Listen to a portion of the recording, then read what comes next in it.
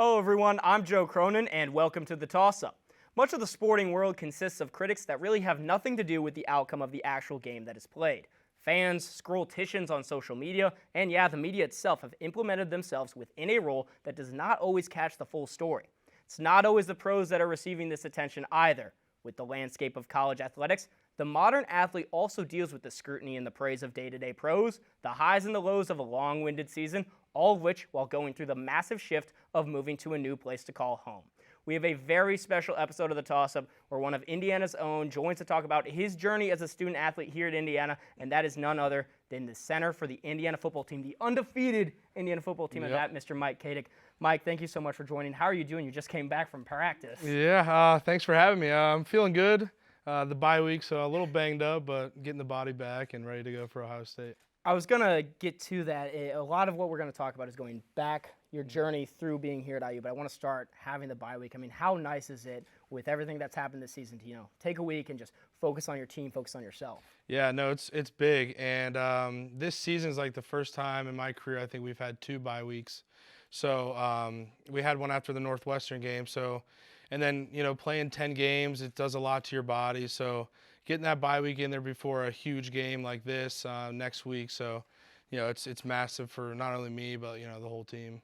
When it gets to a point of this season, late season, 2 games left, 3 weeks remaining, what's the kind of stress, what's the importance on recovery, like post-practice and I guess post-game when that eventually comes? Yeah, it's huge. And the coaches and the staff and the medical staff really harp on that every single day. Like, get your feet up, get in the Normatex, get in the boots, get treatment. It's just what you do, because you're only in practice for about 2 hours a day.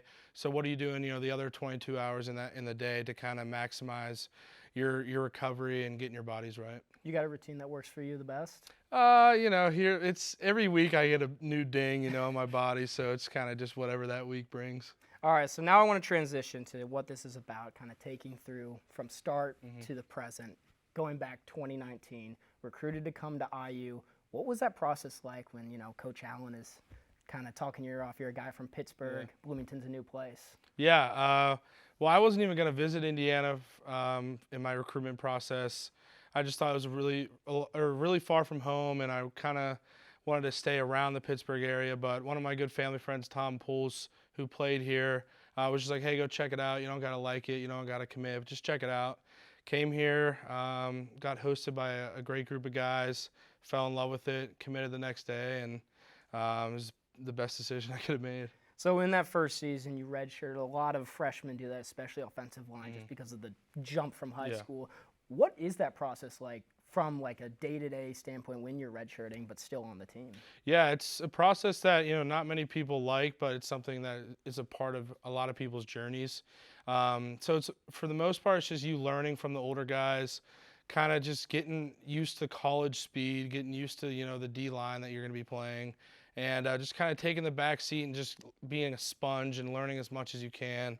And then ultimately, using all that knowledge and that skill that you learned in your redshirt year and kind of, you translating it into your next years that follow. What would you say in that redshirt season was maybe the most valuable or important thing you learned for the rest of the year? I think how to approach every single day, because in high school you're kind of the guy, you're like, you're one of the best players on the team, but now you're not one of the best players on the team. You're kind of the small fish in the big pond. So just kind of learning how to attack every day with a mindset that you want to get better and you want to play, but you're not going to be playing that redshirt year. So just taking it all in and learning how to adjust. In 2019, the team was 8-4 regular season, made to a bowl game. You also were 2-time Scout Team Player of the Week. What kind of goes into that, to get that recognition behind the scenes? Yeah, it's just making sure, because I'll play Scout O-line, so I'm making sure the defense is getting the best look they can. So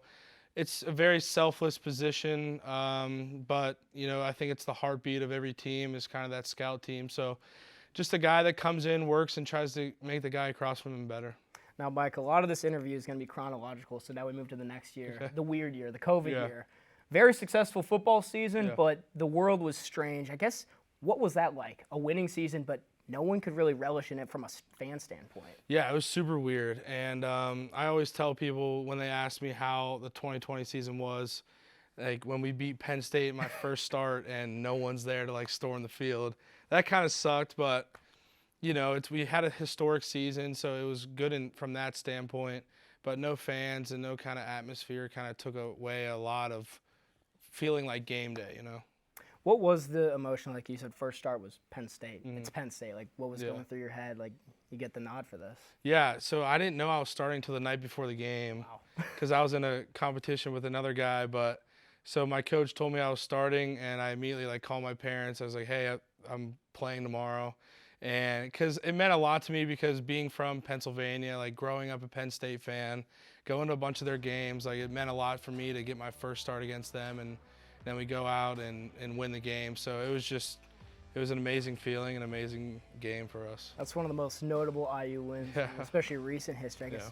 How did it feel, like you said, grew up a Penn State fan, to come away with that win? Yeah, it was unbelievable. I knew some guys on that team too, so just being able and seeing what Penix did on that last play, kind of historic play, but being able to be a part of that team at that time was really special, and doing it against kind of like my hometown team, I guess, was even more special. Really, last question about the COVID year. With everything that was happening worldwide, especially even in the community here in Bloomington, how important was it to stay together as a team? I mean, you had the success there. That was very evident, but with everything that was happening outside. Yeah, it was super important, but because you had guys that weren't with you every single week because they were sick or injured and things like that. So just a group of guys that had to stick together and, through sickness and all, but we came together and we played hard as a team, and that's why we had that much success that year. The next phase I got on this interview is kind of the adaptation period of your career. Is that next 3-year stretch starting in 2021, you dealt with an injury, I guess. What happened, and what did you kind of learn about yourself when you realized that you had to sit out because of an injury? Yeah, it happened in the Ohio State game. One of the first quarter, I got rolled up on pretty bad, high ankle sprain. Played the rest of the game on it, but came in the next day and I could barely walk. And then kind of sitting back and seeing like what it's like to be in the injured, and it sucks. Like you have to do all this rehab, and you're apart from your teammates a lot of the time. So kind of getting back into that was hard, but it was a kind of a smooth transition from injured back into playing, so it was good. Was a lot of that like what happened with the rehab staff and like with the coaching staff, training staff that helped you be back to 100% afterwards? Yeah, it was. Yeah, credit to them. I mean, I was in there a lot trying to get right, but shout out to them. 2022, start left guard, move to center. Just what was happening there? What kind of went into that switch, and like how ready did you feel to be moved around in that position? Yeah, well, I've always been able to snap, so that was never an issue, but it was kind of that adjustment. There's a lot of adjustments that need to be made from guard to center, and when Zach Carpenter got hurt in pregame, I really wasn't ready to go right to center at that short notice. So Caleb Murphy stepped in for Carp at that time. And then, as the season went on, I realized, and the coaches realized that I needed to be playing center. So I started 4 games at center that year and the rest at guard. But it kind of gave me that versatility that I needed as an offensive lineman, and kind of expanding my knowledge of the position as well. Now, speaking of expanding the knowledge, after 2022, Bob Bostad is added as the run game coordinator. That was your first previous years. You had a different run game coordinator. So what kind of goes into you now have a new voice coming in to lead you and taking that all in as compared to someone that you had before? Yeah, well, it's a lot like concepts are concepts with offensive line. So it's a lot of just different verbiage. Like different coaches use different combination words and things like that. So that was the biggest transition, and Coach Bostad's a big rep guy, so like we're taking thousands and thousands of reps, and but that's what made us so much better last year. So the biggest thing is just his different verbiage, his different way of teaching in the classroom. We've talked to some of the few offensive linemen this year, and they've talked about Bostad just reps. Yeah. What do you think is his most notable quality outside of, hey, we're getting in the lab and working? I would say just his standard that he holds us to. Everyone in the room knows it, and it's on us to not only hold ourselves to the standard, but hold each other in the room to that standard. And, you could tell when he walked in the first day that, like, he's a no BS guy. Like, we're going to get in, we're going to do the work. and if you don't, like, you're not going to play. So that's that standard that he holds us to, and we've reaped the benefits of it so far. Now, with all the buzz that's been about this year, I think some people forget about last year, especially with you. You lost your head coach that had recruited you. Mm-hmm. What is that like to kind of see that happen and soak that in, all while, like, you've played 5 years, you don't really know what your next step is? Yeah, well, originally I knew before last season I wanted to move on from Indiana and declare for the draft. But and then it just so happened, like, I declared for the draft after Coach Allen got fired, but it was, I was already at peace with my decision of leaving, and it just so happened that it happened after that. But I will always love that guy. I'll always love Coach Allen and what he did for me in this program, but it's just didn't work out, I guess. When you declared for the draft, what was that process like? Was it exciting, nervous? Yeah, all the above. I think as a kid you always dream about going to the NFL and playing, but actually putting in the work and doing it and declaring for the draft and, like, talking to agents and things like that, it's a super exciting process, and I'm excited for the process to begin again after this season. Did you get some good tips maybe from different scouts, agents that kind of maybe persuaded you one more year might set you up better?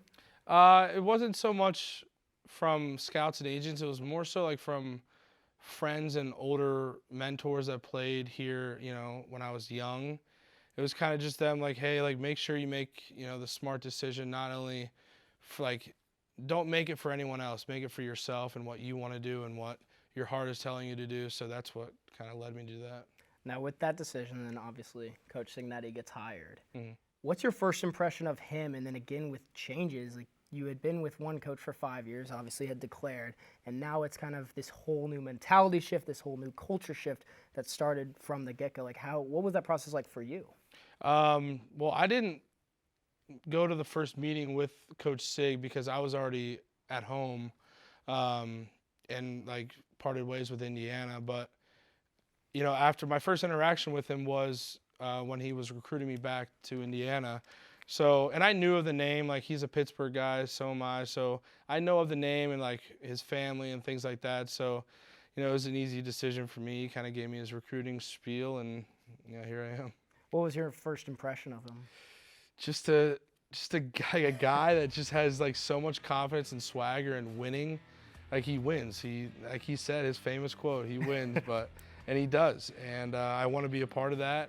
And I wanted to leave Indiana better than I found it. And I've said that, in every interview that I've done. It's just my kind of quote that I like to live by. Now, with obviously all the coaching changes that happened, also with a lot of players, Mm-hmm. a lot of guys that you had played with were no longer there. Yeah. So many new faces. What was kind of that adaptation like in the spring? It was, well, I mean, the last 2 years, there's been a lot of new faces. So I was kind of used to the process, but nothing like this. This was a crazy new, and you had a core group of JMU guys coming that already knew each other, played with each other. So kind of integrating them into the whole Indiana culture. I kind of took that under my wing, and I kind of attacked that. I hung out with all the guys all the time, kind of just getting them like, telling them about campus, telling them about our rivalries, food spots, all these kind of things. So just kind of getting them used to being here and getting them around the guys and the people, and it's been great. Did you take him to Fat Dan's? I took the O-line to Fat Dan's. Okay. Yes. That's a good spot. Yeah. Was there any, like, specific bonding experience where you kind of felt everything start to click a little bit? Well, I'll tell you, I mean, every position group will hang out with each other. So, like, the O-line will hang out with each other, the D-line, things like that. But it's when you have different groups hanging out with each other, that's when teams are really close. And we see that every single day. Like, we are in the facility for probably about 6-7 hours a day. Like, but I mean, we're not practicing for that long. We're just hanging out. Yeah. And we're playing ping pong in there for like 4 hours. And, like, it's everyone. Like, everyone will play. And it's just like, and everyone's in the lounge. We're all hanging out. Like, that's just the kind of stuff that, like, I really enjoy. And we have a great group of guys, and we're all so close, and we get along together. So when you're playing ping pong, are these tournaments or just kind of round robin? Just games to 11. Who's the best? Winner stays. Who's the best, I guess, like by position group if you could get a few? Okay, well, few I'll names say going? offensive line, there's kind of three-way. It's me, Bray, and Carter. Okay. And then tight end Trey Walker's really good. Nick Toomer's really good. Nico Radicic is really good. There's so many, but everyone kind of beats each other. Everyone has different playing styles, so we just kind of all just play. It's fun. I will ask about the offensive lineman you just named. How was it having them still remain on this team with everyone coming in, knowing that your position group still had some continuity? Yeah, it's huge. And I think offensive line, like you need that chemistry and that gelling. And so when you have a bunch of new pieces, it's kind of takes longer and it's harder to kind of get that continuity, like you said. But we've done a great job, and everyone that's came in has done a great job kind of gelling and just having no drop-off. And I think that's credit to Coach Bostad and, all the guys in that room. Something you mentioned was how you took a lot of the new guys kind of under your wing to show them the town and stuff.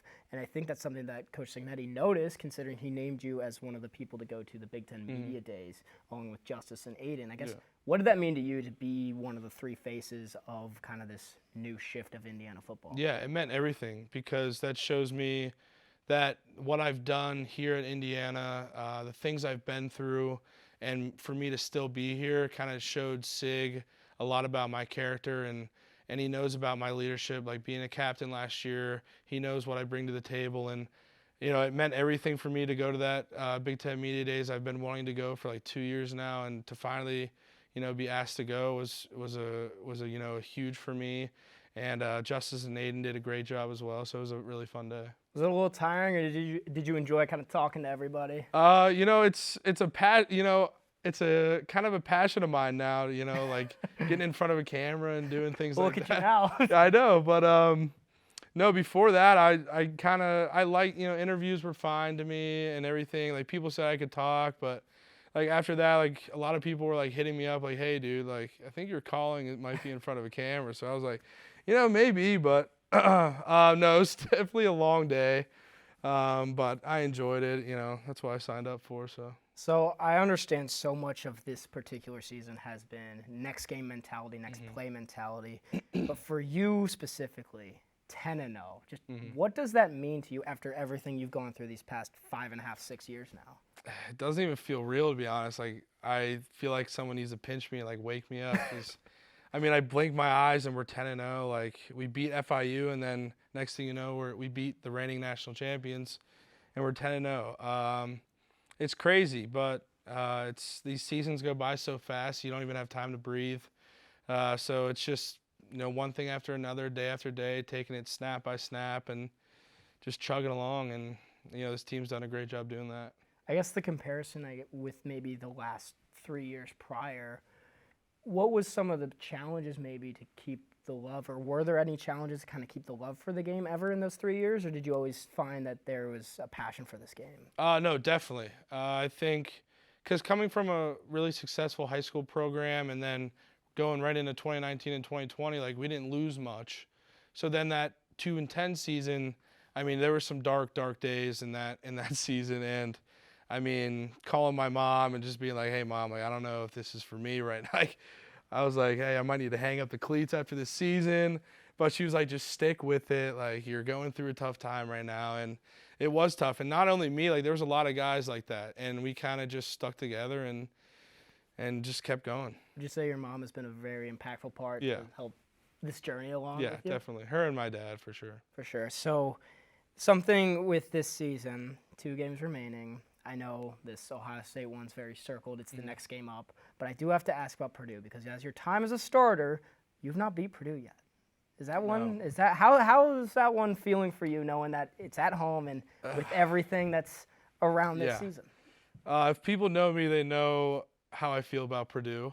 I don't know if I want to get into it right now, because I could be saying some choice words that shouldn't be live on the air. But yeah, I'm not a huge fan of them, and I'm not a huge fan of their camp. There's like a burning. You can't even say campus about it. There's a burning passion I have for this rivalry, and I hope that the whole team understands it and take from a guy that has been through it. We did win in 19, but I wasn't playing, so Yeah, I need that bucket back in Bloomington, and I'm going to do whatever it takes to get it back. So should we book plus 1.5 pancakes for you in that I think you bucket should, game? yeah. Okay, I think that's a lock. That's definitely good to know. Yeah. I guess with the remaining games that you have left, like just how exciting is this time in Bloomington, and how excited are you to kind of finish out the last few games here? Yeah, it's incredible, and I'm just trying to take it all in. Obviously, when it's time to work in between the white lines, like it's time to work. But sometimes, you just got to take in the environment, take in the campus buzz, like walking around. And 5 years, people have no idea that you're on the football team. And then, you have some viral tweets and like people like start coming up to you and asking you for pictures and stuff. And I'm like, I've never been a part of this. So it's super cool, and I just try to take it all in one day at a time. I was going to ask about that. It seems like a lot of these wins, a picture of you in the locker room, like fists up with some Pit Vipers on, has been going around. What's your thoughts on that? Is this intentional, or are you just hyping the moment? No, I mean, people love to – I usually do things that warrant people to take pictures of me and videos. But Trey Walker was the one that took that picture of me in the locker room, the famous one. But then, we have group chats. Like, we're good. Me and Trey's, but we're really good friends with, like, Sydney Parrish and that whole group and, like, the women's basketball team. So she gets a hold of these pictures. It helps with the spread a little bit. Exactly. She gets a hold of these pictures and puts them on Twitter, and they just get traction every time. So it's pretty cool. It's got to be fun, though. No, it's just you excited and juiced a little bit. Yeah, absolutely. Mike, I really only have one more question for you, and you kind of already answered that you want to leave this place better than when you came. Is there any other thing legacy-wise that, only 2 games, only 2 regular season games, a guaranteed a third, maybe 4, depending, maybe 5. Who knows how far this team can surely go. But what do you want to leave behind from your standpoint? What do you want to be remembered as, being here for so long? I think I want to be remembered as a guy that has so much love and passion for Indiana University, has been through the ups and downs of this place, has, put his heart and soul into building this team back up, building this university, building this football team back up. A guy that came in every day and, brought a team close and was a great leader, and just a guy that everyone, could come talk to. Like, just a guy that everyone was friends with, and a good dude that people will talk highly of. And I don't know, that's just a short little snippet of what I want. I think that's a good answer for me. Mike, thank you so much for doing this. It's been an absolute pleasure. That is going to wrap it up for this week's episode of The Toss-Up. Again, a huge thanks to Mike Katic for joining the show. That's going to wrap it up. I'm going to toss it up, and we'll see you next time.